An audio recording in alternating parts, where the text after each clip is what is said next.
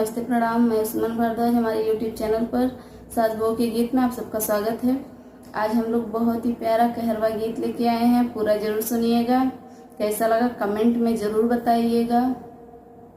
चढ़तई असढ़वा धन लगाई राजा जी, चललाई के बयलवा खेत हेंगाई राजा जी, चललाई के बयलवा खेत हेंगाई राजा जी। चढ़तई असढ़वा धन लगाई राजा जी, चललाई के बयलवा खेत हेंगाई राजा जी, चललाई के बयलवा खेत हेंगाई राजा जी। सासे घर नाही ससुर घर नाही, सासे घर नाही ससुर घर नाही, के कर करी पट्टीदारी राजा जी, चललाई के बयलवा खेत हेंगाई राजा जी, चललाई के बयलवा खेत हेंगाई राजा जी। चढ़ेंगाई राजा जी खेत हेंगाई राजा जी, चललाई के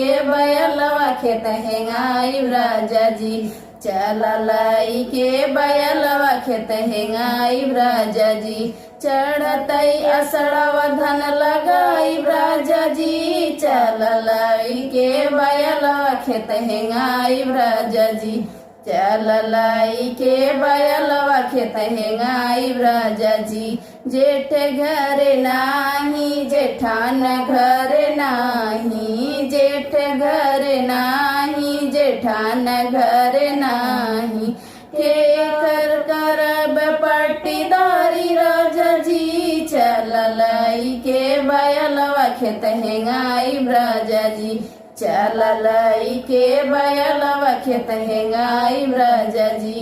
खेत हेंगाई राजा जी, खेत हेंगाई राजा जी, चललाई के बयलवा खेत हेंगाई राजा जी, चललाई के बयलवा खेत हेंगाई राजा जी।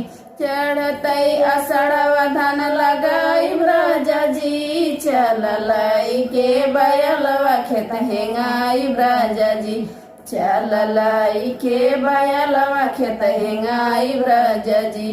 देवर घर नाही ननद घर नाही, देवर घर नाही ननद घर नाही, के कर करी पट्टीदारी राजा जी, चललाई के बयलवा खेत हेंगाई राजा जी, चललाई के बयलवा खेत हेंगाई राजा जी। खेत हेंगाई राजा जी, खेत हेंगाई राजा जी, चललाई के बयलवा खेत हेंगाई राजा जी, चललाई के बयलवा खेत हेंगाई राजा जी। चढ़तई असड़वा धन लगाई राजा जी, चललाई के बयलवा खेत हेंगाई राजा जी, चललाई के बयलवा खेत हेंगाई राजा जी।